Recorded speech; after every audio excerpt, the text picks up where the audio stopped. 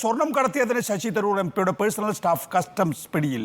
Personal staff Shivakumar Prasad ഉൾപ്പെടെ രണ്ടുപേരെയാണ് ദില്ലി വിമാനത്താവളത്തിൽ നിന്ന് പിടികൂടിയത്.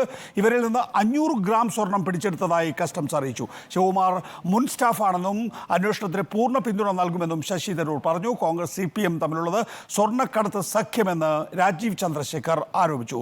ശരത് കെ ശശി തുടരുന്നുണ്ട്. ശരത്, എന്തായിരുന്നു സംഭവം? നികേഷ്, ഇന്നലെയാണ് ദുബായിൽ നിന്ന് ഡൽഹി അന്താരാഷ്ട്ര വിമാനത്താവളത്തിലേക്ക് എത്തിയ ഒരു വിമാനത്തിലെ യാത്രക്കാരിൽ നിന്ന് ശശി തരൂരിൻ്റെ സ്റ്റാഫായ ശിവകുമാർ പ്രസാദ് സ്വർണം കൈപ്പറ്റിയത്. 500 ഗ്രാം സ്വർണമായിരുന്നു ഇയാൾ അനധികൃതമായി കൈപ്പറ്റിയത്. ഇത് സംബന്ധിച്ചിട്ടുള്ള വിവരം ലഭിച്ചതിൻ്റെ അടിസ്ഥാനത്തിൽ കസ്റ്റംസ് ഇയാളെ പിടികൂടുകയായിരുന്നു. ഇവർ രണ്ടുപേരെയും ഇപ്പോൾ കസ്റ്റംസ് പിടികൂടിയിട്ടുണ്ട്.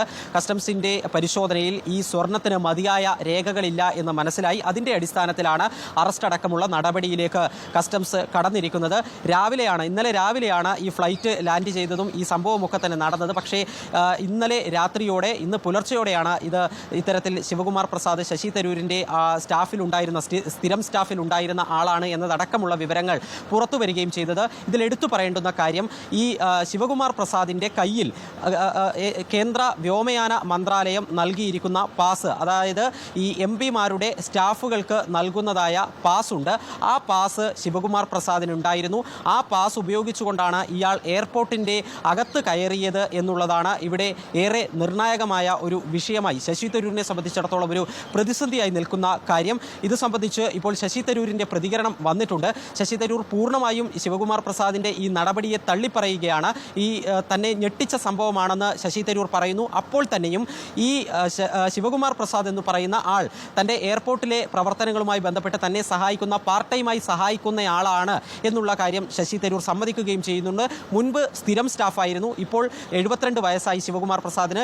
അതുപോലെ തന്നെ ആരോഗ്യ പ്രശ്നങ്ങളുണ്ട്, ഡയാലിസിസ് ചെയ്യുന്നുണ്ട്. അത്തരമൊരു സാഹചര്യത്തിൽ മാനുഷികമായ പരിഗണന മൂലം അദ്ദേഹത്തെ പാർട്ട് ടൈമായി തുടരാൻ അനുവദിച്ചിട്ടുണ്ടായിരുന്നു. തൻ്റെ എയർപോർട്ടിലെ പ്രവർത്തനങ്ങൾക്ക് സഹായിയായി ഇയാൾ പ്രവർത്തിച്ചിട്ടുണ്ട് എന്നുള്ള കാര്യവും ശശി തരൂർ ഇപ്പോൾ അല്പസമയം മുൻപ് സാമൂഹ്യ മാധ്യമത്തിലൂടെ അറിയിക്കുകയും ചെയ്തിട്ടുണ്ട്.